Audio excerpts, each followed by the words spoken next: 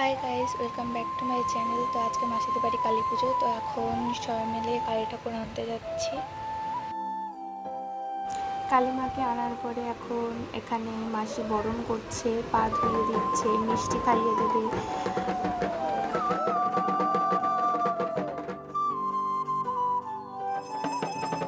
যজ্ঞ করার পরে এখন হোমের ফোঁটা সবাইকে দিচ্ছে। তো এখন সবাই মাকে নমস্কার করছে। এক্ষুনি মা চলে যাবেন।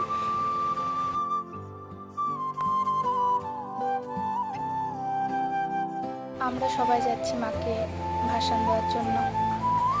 ভাসানের আগে মাকে 7 পাক ঘুরিয়ে নিতে হয়, তারপরে মাকে এক জায়গায় দাঁড় করানো হলো। তো আমরা ওখান থেকে ফুল নিয়ে নিলাম। তো এখন ডোবাচ্ছি মাকে।